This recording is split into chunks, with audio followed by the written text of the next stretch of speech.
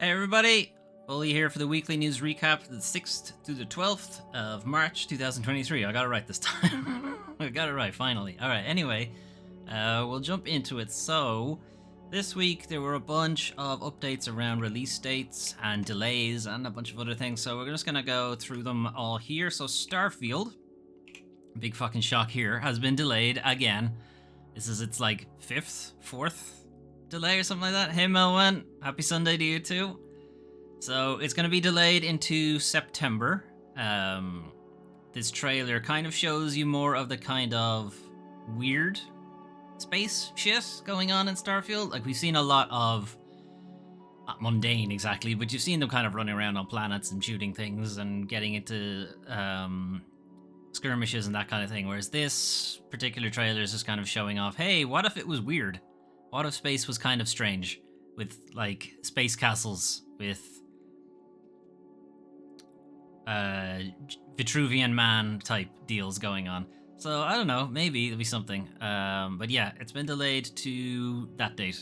Remember, that's an American date, so it's 6th of September, not 9th of June, which is what I was hoping it was going to be. Anyway, so that's that. That's probably Microsoft putting some manners on them, I would hope. We can but hope. Ad Infinitum is a game that I don't think many people know about.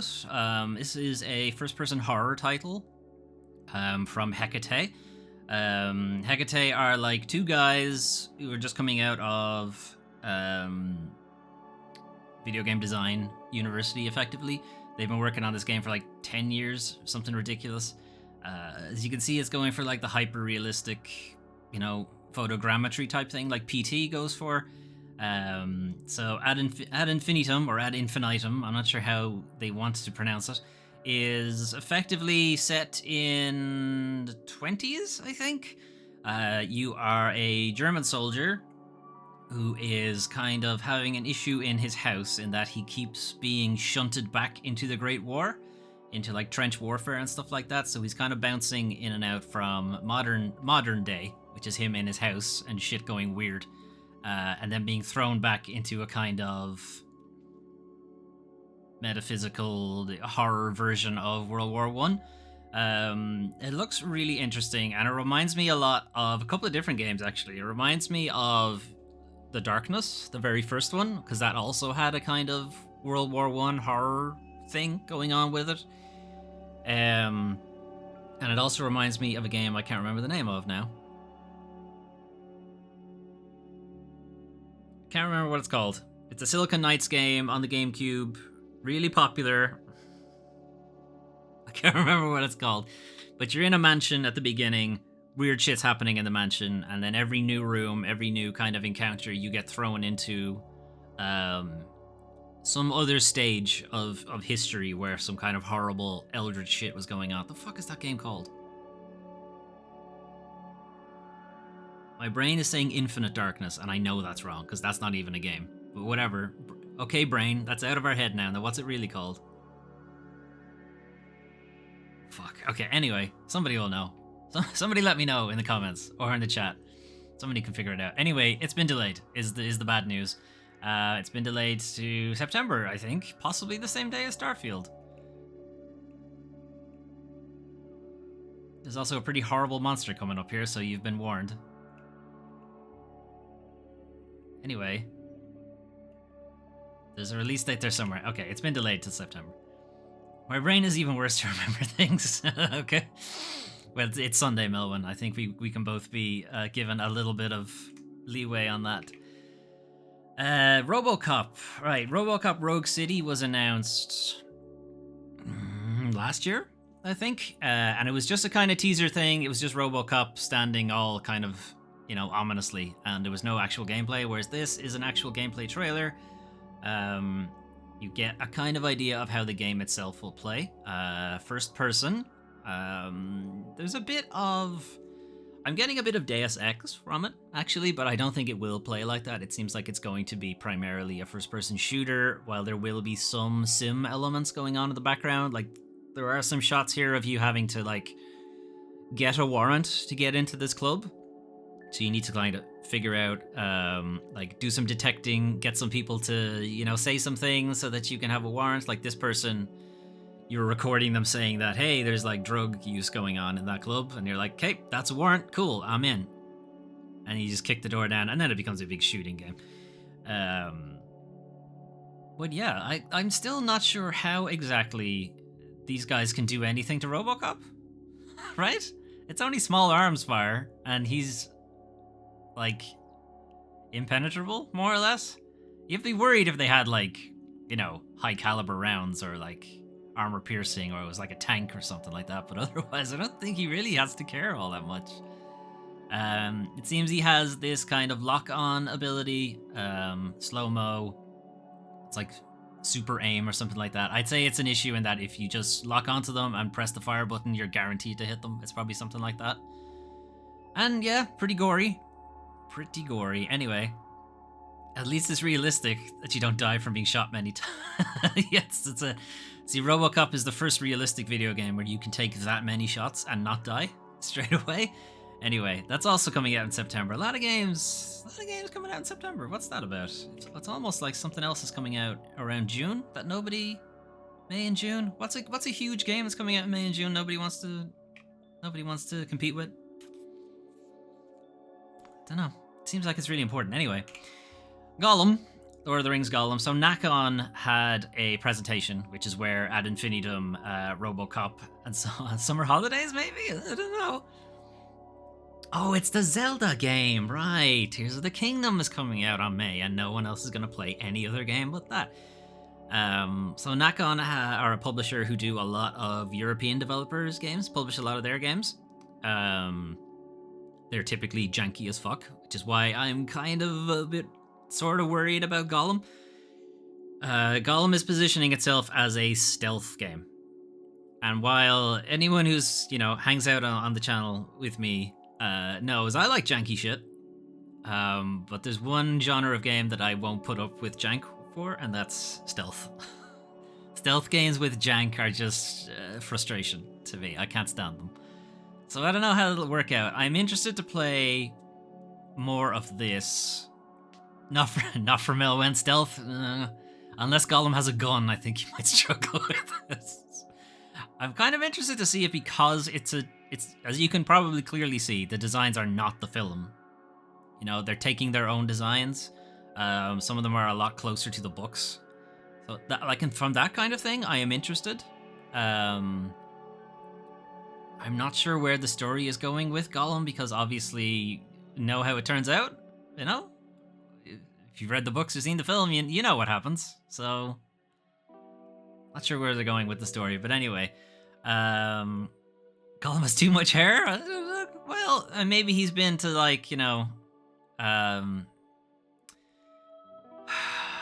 my brain is definitely not working. Company that does regrowing of hair. I forget what they're called. Anyway, Lord of the Rings, Gollum. I think it still doesn't have a release date. It's just, this year, some point. We don't know when. Sherlock Holmes: The Awakened. So he went to Turkey. It's also possible. He got his teeth whitened while he was at it. Or is that Argentina? Anyway, Sherlock Holmes: The Awakened was delayed. Reminder that Frogwares, the developer, are a Ukrainian-based developer, so as you might imagine, development there is a little difficult right now. But it now has a new release date. It was originally supposed to come out this month. It's now coming out next month instead. That's not been a huge pushback. So it's April 11th, I think. So we are currently playing Sherlock Holmes Chapter 1, which would be the game preceding this one. Sherlock Holmes: The Awakened is when Sherlock meets Dr. Watson for the first time. This is the case where they meet. It is a crossover between Sherlock and Lovecraft, Cthulhu, Eldritch shenanigans. So this is sort of supposed to be the case where Sherlock goes a bit nuts and becomes very eccentric, starts to believe some kind of occult things and that sort of deal. So that's kind of the deal with this game. I'd be interested to see how it plays out, but we still have to get through Chapter 1 before that. After that... Okay, so then Capcom also had a presentation. I think most of the focus was on Exoprimal, but I'm not sure now. So Exoprimal is a game that I am really disappointed, to be honest, because it looks like it's going to be a live service 6v6 PvPvE type deal, but I was like, I really wanted it to be like a futuristic Monster Hunter. You know, like a futuristic, just hordes of dinosaurs that you need to use your super Iron Man suit to take on, you know? That's kind of what I was hoping for, but that doesn't look like that's what the kind of game it's going to turn out to be. This trailer is kind of highlighting that there's some time travel business going on, hence why dinosaurs are suddenly appearing. There's a rogue AI and that kind of deal. The AI in this game actually I really liked because it's not pretending to be friendly or pretending to be, you know, having humanity's best interests at heart or anything like that, or like it's faulty programming or whatever. This straight up hates humanity. And I'm like, cool, let's go with that. Like, we've had plenty of AI that are like, no, we're doing this for your best interests or whatever. This one is like, no, fuck you. Dinosaurs, get fucked. But yeah, it looks like it's going to be more of a Destiny type deal. But like, I have much more of a focus on competitive arena shooters. So the way it works is I think you have a team of 6 versus another team of 6, and you are competing to complete goals rather than competing against each other necessarily. So you're not fighting each other. There are goals you are both trying to complete at the same time. So it's not quite PvP, but it's not quite PvE either. But either way, you gotta play with other people. So well, that's that dead. Okay, well, I won't be playing that, so. Anyway, July, and there is an open beta. Is that in this trailer or is it in the next trailer? Yeah, there's an open beta. It's cross-platform. That will be next weekend. Okay. Oh, that was the wrong one. This way. Alright, Monster Hunter Rise. So, Monster Hunter Rise Sunbreak is already out on Switch and PC. Sunbreak is the expansion to Monster Hunter Rise. It takes you to a new area of the map. So this is going to be released now on Xbox and PlayStation. Monster Hunter is really good, and I'm just trying to find an excuse to actually stream it. Because it's one of those games that you can't really do like part 1, part 2, part 3, because it'll be like part 5,000 and something, because the game's enormous. So I'm still trying to find an excuse to actually play it on stream, and it would be nice to have somebody to play it with, but Monster Hunter is a huge commitment, so I understand that kind of thing. Anyway, Sunbreak is coming out pretty soon. I think it's July. It has all of the updates that the Switch and PC have had up until now, so it's actually somewhat better than what Sunbreak was for the Switch. New monsters, new weapons, new abilities, that kind of thing. It's all April. It's even faster than that. Okay.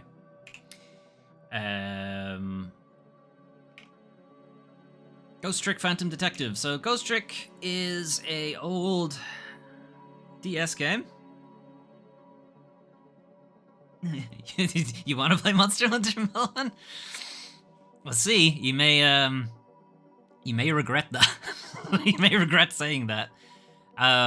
Ghost Trick is a older DS title. It is a puzzle game where your character dies at the beginning of the game. You're like, whoops, game over, huh? No, well, it turns out he can possess items in the world and trick them. And by tricking them, it basically means you just activate them. You know, I can possess this lever and make it activate. I can possess this push bike and ring the bell. I can possess this door and open it and that kind of thing. And you basically use that in a kind of Rube Goldberg machine to help your living partner not get assassinated. And that's effectively the gist of the game. Every time you do it, you go back 4 minutes. So every level is another 4 minutes back, another 4 minutes back. And I believe the idea is you get all the way back to the point where you were going to die, and then you just stop that happening, and then it's all good.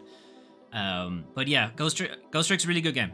Really, really fun. It's definitely played for laughs. Yeah, just give it a shot. I think a lot of people might have missed out on it because it was a DS title. but now it seems like it'll be available for pretty much everything. This new remaster has like redone art, redone music, that kind of thing. So yeah, buy it when it comes out. That way we can get a sequel. Do it. Anyway, moving on. Right, the Epic game, the free Epic game for this week. So last week it was Call of the Sea. This week it'll be Warhammer 40k Gladius. Something of War. They need to fix their logo because that's illegible. Relics? Relics of War. Okay. I think this is a turn-based thing.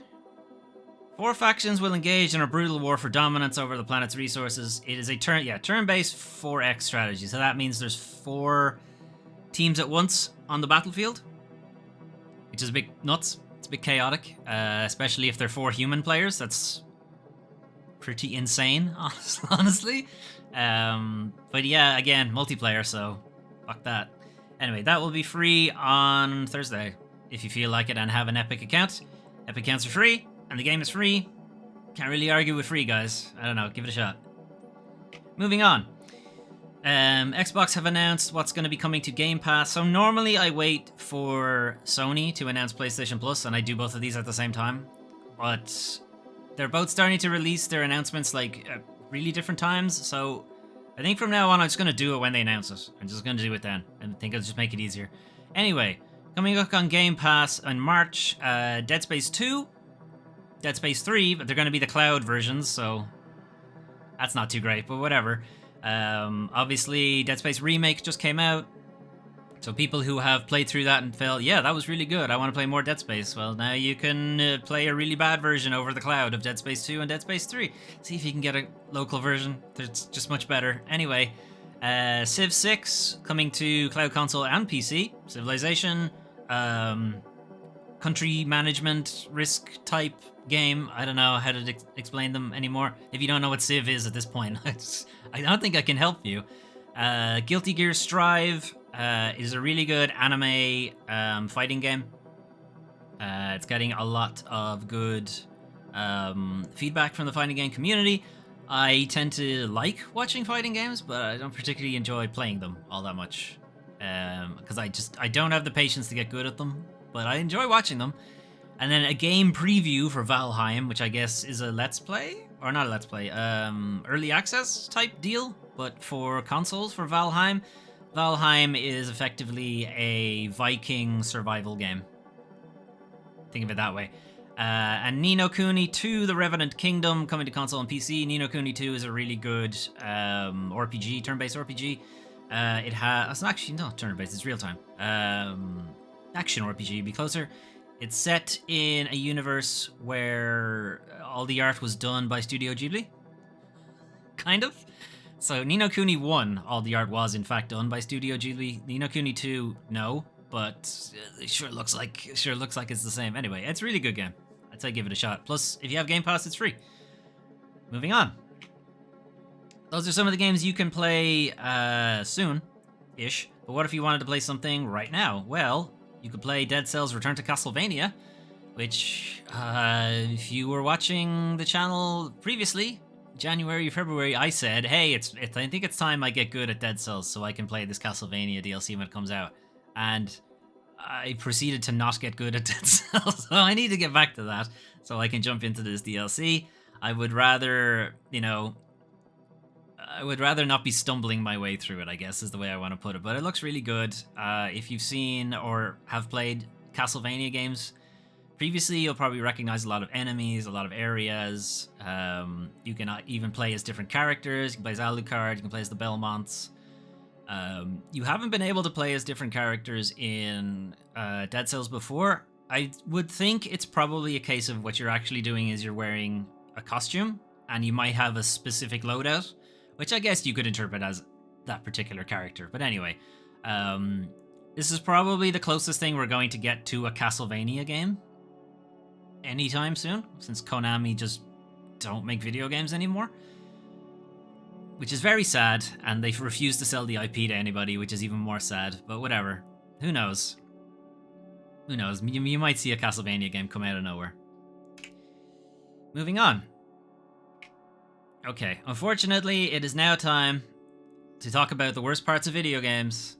the video game industry. So, this is kind of a catch-all for a lot of news that came out of the Microsoft Activision acquisition. Bloodstained, Bloodstained's really good, but it's, I mean, yeah, technically, it's an Igavania, I suppose. It's just, it doesn't have the name Castlevania on it, you know? And it's not about vampires and Dracula and all that business. How's it going, Duchening? I played Bloodstained. I backed Bloodstained on Kickstarter. It's really, really good game. Very, very good. Get that into you. Right. So, this article, as I said, is more of a catch-all for all the Microsoft Activision news that came out this week.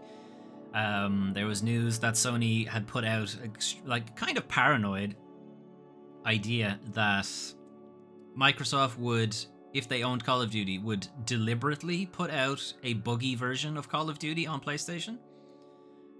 And I would argue they already do that, but okay. But the idea would be is that it was like maliciously buggy, and that it would only be buggy on the PlayStation system and on nothing else, in an attempt to have people like, hey, the game's, you know, it doesn't run well. I don't know, PlayStation hardware, guys. I don't know. What if you play it on Xbox though? Come over to Xbox, and that kind of thing. There was also suggestions that Microsoft would allow Call of Duty to appear on PlayStation Plus day one. Anyone who is a subscriber to PlayStation Plus would know, very few games come to it day one. Even Sony first-party games don't come to it day one.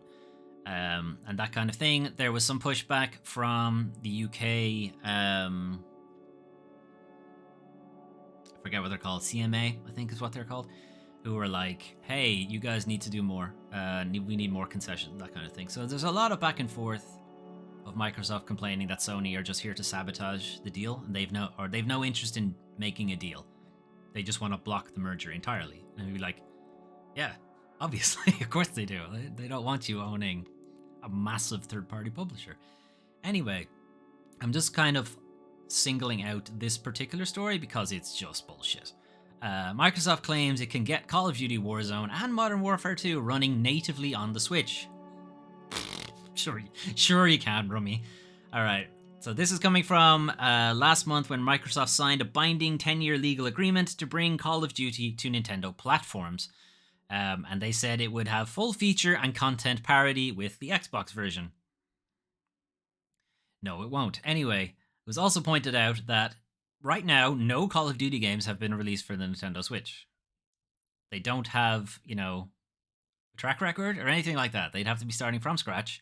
It was suggested that, hey, maybe it'll be a cloud thing, right? Which, yeah, that's the way they would do it, but I would argue that's not content parity or full feature parity. Or potentially it might be for the Nintendo Switch 2, or whatever it decides to be called, because that is rumored to be coming soon enough.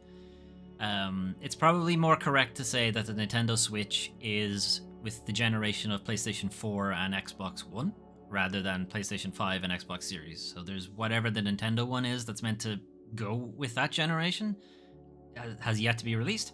Nintendo has always been kind of halfway between those generations. Anyway, however, Microsoft claims it's confident it will be able to make games like Modern Warfare 2 run natively on the platform. Okay, bold strategy. The Activision development team has a long history of optimizing game performance for available hardware capabilities. Citation needed. It absolutely does not have a long history of optimizing game performance. Those games run like shit. They can't even hit 60 frames per second on really high-end PCs. Optimization-wise, look at the size of the install footprint for Call of Duty. It is ridiculous. It's like hundreds of gigabytes. That's insane. Microsoft says, hey, we can make it work because these games make it work. Apex Legends, Doom Eternal, Fortnite, Crysis 3, they are all similar titles apparently and have been successfully ported to Switch using standard techniques. About those games, Apex Legends Switch port has significant frame rate issues, image quality issues, and very limited draw distance. That's not content parity. That's not feature parity. Doom Eternal runs at 30 frames per second, not 60. It's actually 20 frames per second during cutscenes.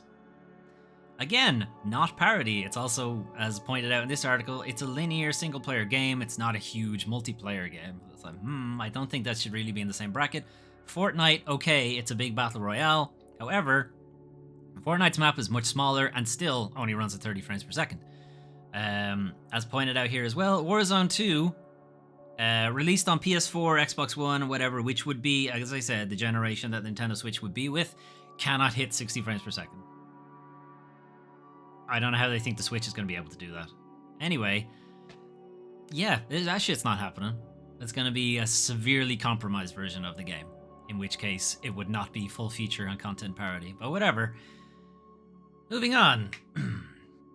Okay, Forspoken sales lackluster, according to Square Enix. Now, before we get into this, Square Enix have a history of being disappointed with sales. They are routinely disappointed by sales. All the time, in fact. Almost every game they release has disappointing sales. Even the ones that sell really well. Somehow, still disappointing sales. So, Square Enix basically can't estimate sales properly, is the issue here, I would think, rather than how many games the game actually sold, but whatever. Forspoken, a game's sales were lackluster. The publisher is unsure whether it will achieve its previous target of year-on-year financial growth. So that's capitalism rotting your brain, kids. You don't need to have year-on-year growth. You just need to make money.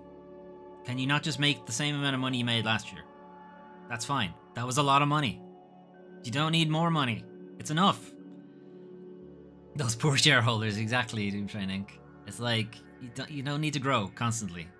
You cannot grow constantly. In fact, you cannot grow constantly. You'll eventually collapse in on yourself and create a black hole. And then where are you going to be? That's not good. Anyway, we see considerable downside risk to our financial year 2003. I assume that's meant to say 4. Earnings. I stated that we were designating financial year 2023 as a year in which to lay the foundations that will enable us to achieve our medium-term objectives, but that we nonetheless intended to pursue year-on-year growth in sales and profits. Which one? Which one are you going for? You cannot do both of those. That's just corporate bullshit there. You cannot lay the foundations for our medium-term strategies, because that means spend money. It means spend a shit ton of money, actually, and then somehow have year-on-year growth at the same time. Were you expecting to make, like, just create money out of thin air? Where were you expecting to pull that? Again, they don't know. They can't do their expectations properly. Anyway, many of the new, small, and mid-sized titles we launched this year did not perform well as we had expected. They somehow expected all of these games, every single one of them, to perform better than they expected. I think at some point you might need to look at your expectations and maybe consider they might be wrong. They might be wrong. Babylon's Fall, lol. Stranger Paradise, Final Fantasy Origins, Chrono Cross, The Radical Dreamers Edition, The Centennial Case, The Shijima Story, Live Alive, Various Daylife, Voice of Cards, The Beast of Burden, The Diofield Chronicle, Valkyrie Elysium, Valkyrie Profile, Lenneth, Star Ocean, The Divine Force, Harvestella, Tactics Ogre Reborn, Romantic Saga, Crisis Core, Final Fantasy VII Reunion, Forspoken, Theatrism, Final Bar Line, Octopath Traveler 2. I was doing so well. Octopath Traveler 2, and Paranormal Sight, The Seven Mysteries of Honjo, which isn't even out yet. Somehow it hasn't hit sales expectations when it's not even out yet. Fuck's sake. Right, anyway.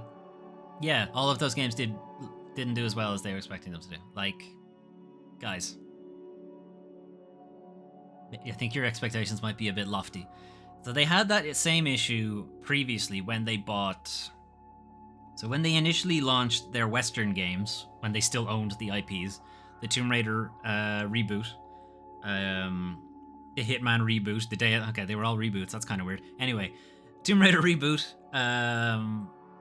Deus Ex Human Revolution, and Hitman 1, effectively. The Assassin's Trilogy, or the World of Assassination Trilogy. The latest Hitmans. Hitmans? Hitpersons? Anyway, they all sold poorly, apparently. Tomb Raider reboot that was like... I think it sold the most out of any Tomb Raider game up to that point. But somehow, that did not hit expectations. Deus Ex Human Revolution, fairly niche. I wish it wasn't niche, but it is a fairly niche type of game. And Hitman, similarly. They all both sold really well. Really well for the kind of game they are, and yet not good not good enough for Square Enix. They're like, what? Like, you guys, you need to do your expectations better. Anyway, Take-Two confirms layoffs reported to affect Private Division and more. Calls move necessary steps to position it for another extended period of success. Another extended period of success. So they've had one already. And that means we need to fire people. Alright, Grand Theft Auto and Borderlands publisher Take-Two has confirmed reports of layoffs, claims these are necessary steps to position the company, yada yada yada. This will be impacting employees at Take-Two's Private Division, which are their publishing arm for their kind of third-party titles. So Ollie Ollie World, Kerbal Space Program, some other ones that escape my brain right now. It did not confirm affected divisions or the number of employees impacted. It has made targeted reductions in our US teams, primarily in corporate operations and label publishing. Why are they doing this? Take-Two said it had experienced exponential growth in recent years. Okay, one, no you didn't. Exponential growth would mean minimum you doubled over the last couple of years. And every year since then. No, you didn't. You would have more money than God if you did. So you're using the word exponential wrong, but okay. Let's just say a lot. Experienced a lot of growth in recent years, taking these necessary steps to position the company for another extended period of success. So you were going to fire the people that got you that extended period of success, and expecting to get another one now that you fired them.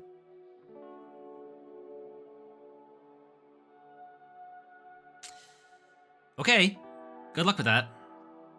It's quite the way to treat your people who got you exponential growth. Hopefully they'll go somewhere where their talents are better used. Moving on. Okay, this is kind of sadder news, really. Origami creator Linceworks announces closure. So Linceworks were responsible for the Origami games, Origami 1 and 2, that were sort of like spiritual successors to the Tenchu series. Now the games themselves were a bit jank. To be fair, Tenchu was also very jank. But I just felt they were a little clunky, but they were getting somewhere, you know? Origami 3 would have been pretty good, I think, but they weren't able to make it work. The last couple of years have been particularly difficult as we shifted towards the development of new IPs and a new course for the company. We are ambitious about what we wanted to achieve as a studio, but sadly, although we made good progress, the economic context was not favorable and we ran out of time.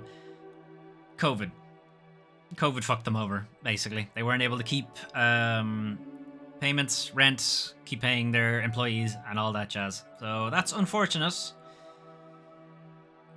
Hopefully their developers will find somewhere else to land. Anyway, I think that's it. Yes, so we'll leave Dead Cells to loop. Anyway, that was the news of the 6th to the 12th of March 2023. So a lot of games release dates are being pushed out that they've been delayed. Starfield's been delayed. Ad Infinitum's been delayed. Sherlock Holmes Awakened has been delayed.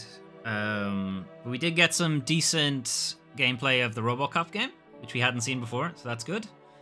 Exoprimal turns out that it is going to be one of those live service, season pass, battle pass type deals, which is very disappointing.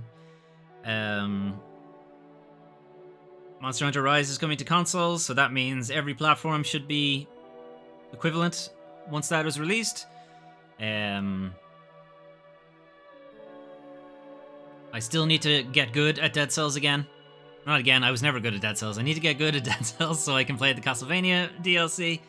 And the whole Microsoft Activision deal thing going on. It's still kind of up in the air. It will still more than likely go through. It's really just a question of how many concessions Sony can pull out of them, more or less. What else are we talking about? Square Enix continues to not understand how money works, it seems. Take-Two, similarly, doesn't seem to understand how growth works. Or, no, not growth. They don't seem to understand how maths works in general. And yes, having Linksworks shut down is unfortunate. They did say the games will still remain on stores. I'm just curious who gets the money now if you buy it. I imagine it goes into some kind of trust, maybe? Or maybe it helps pay their debts or something like that. I don't know. Anyway, that's that for the news. So, what is happening on the channel next week / this week?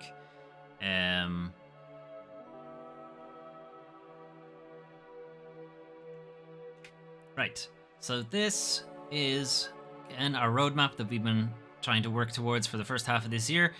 As a lot of games were delayed, as just announced there in the update section, I've swapped out a good few titles. Looking at it now, I don't remember which ones exactly I swapped out, but you know, you just go back to last week and you can see.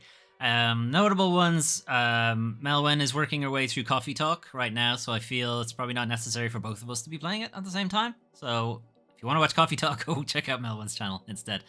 I've replaced that with some other games. Switchback VR will probably be the next VR game we play, so I've added that in. Chia is out pretty soon. I thought that was like May or something like that, but it's actually out pretty soon, so I've added that in. And a couple of other games. 9 Years of Shadows. Every time I add 9 Years of Shadows to the roadmap, it gets delayed. So I'm kind of hoping I haven't cursed it again this time. It's supposed to be out some stage this week or this month, so I'm hoping I haven't cursed it. Oh, you're good, Melvin. You do it. I can always play it again next year or something like that when the sequel is out. Anyway, so what happened this week? We had so yesterday we played No Man's Sky PSVR 2.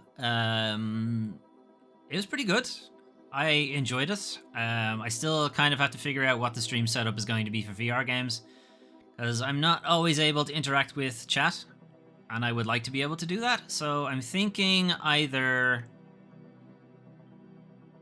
I get a guest star to like relay what chat are saying to me, or just stream it from the PlayStation itself, and then I can have the chat like in my view instead, which might be better.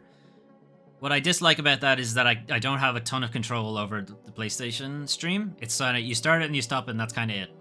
You know, I can't really change anything after that. Plus, I'd have to use the microphone from the VR headset, which would... well, it's not going to be as good as this microphone, let's put it that way. So I don't know. I'm thinking about it. Anyway, we'll figure it out for the next VR game. So first of all, we have some bad news for next week, because next week I'm not here. Next week I'm on holiday. I say holiday in quotes. I'm not sure I'm going to get much rest from it, but holiday in quotes.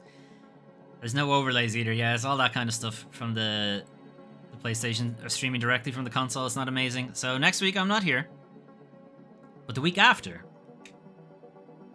we're going to continue Sherlock Holmes Chapter 1. We're still pretty early days, and I haven't played it before, so I can't actually tell you how far exactly we are in the game. The PS5's latest update claims we're halfway through, but we're not. We're much earlier than that, I think. I spent a bit of time in the stream. We figured out what was the deal with the elephant who killed some guy. We figured out who's responsible for that murder. Not the elephant, as it turns out. And I spent some time off stream just doing some collecting. There's some collectible items around the place that I've just done that. Picked up some fast travel points and stuff like that. We'll be orphans next week. Sorry, Melvin. You'll have to find some way to entertain yourselves. I've got an extensive back archive of videos, Thousands of videos over on the YouTube channel, youtube.com/DoomTrain5. Check them out. Even loads of videos that never appeared on Twitch. Hey, you could go back tons of places. Anyway, that'll be Wednesday when I come back. So Wednesday week. And then Thursday, Legend of Zelda Breath of the Wild, continuing. We have, at this point, defeated all 4 Divine Beasts, which means technically we could just go finish the game right now. But there's a lot of the game left. There's still a lot of the game left, so I think when I come back, we will look at doing the 3 shrines: the Shrine of Power, the Shrine of Wisdom, Shrine of Courage, which involves dealing with 3 dragons. So I think that's what our goal will be at that point. After that, I would like to do the Trial of the Sword, which was a DLC thing. It's like a dungeon crawl. It's 45 levels. You are effectively stripped of all of your items at the beginning, and it's like, all right, get through all 45 levels. This is all you're getting. All you're getting is nothing. So just work it out. It's really hard. So that might be like a couple of streams all by itself. But we'll see how far we get with that. And then after that, sure, we'll finish the game or something. I don't know. But then, we've been waiting for a while. There's been a lot of build-up. But eventually, when I come back, the Friday I come back, Resident Evil 4 Remake. I can't fucking wait. Now, there is a demo for it out right now. It was part of the Capcom presentation. They released a demo. It's called the Chainsaw demo, or the Chainsaw Man demo, something like that. I refuse to play it. I just want to go in blind. Not blind exactly. I mean, we played the original, but I just want to go in without having played it yet. And we'll just go from there, see how far we get. Or not see how far we get. We're going to play the whole thing. So we're going to play that on Friday and Saturday. So we're going to do back-to-back on that. And then after that, it'll probably be every Saturday going forward until we finish the game. But yeah, that is the plan then for the week I am back. So not next week. Week after. It's like the 20-something. Monday, I'm flying. Well, I'm not flying. I'm sitting down. Somebody is flying. So I won't be around. I won't be able to stream. And Tuesday, we don't typically have a stream anyway. Wednesday, Sherlock Holmes. Thursday, Legend of Zelda Breath of the Wild. Friday and Saturday, Resident Evil 4 Remake. They may be very long streams. This is possible. I'm not gonna say otherwise. And then Sunday we'll be right back around to do the weekly news recap. That'll have to be a bumper weekly news recap because I'll have 2 weeks of news to go over. But that will be the plan. So thanks for dropping in, Melwen and Doomtrain Inc. I need to pack for my flight, which is tomorrow. So I need to head off and take care of that. Otherwise, I'll see you guys in a week-ish. Week and a bit for Sherlock Holmes Chapter 1. Have a good rest of your day, and see you guys then. Bye-bye.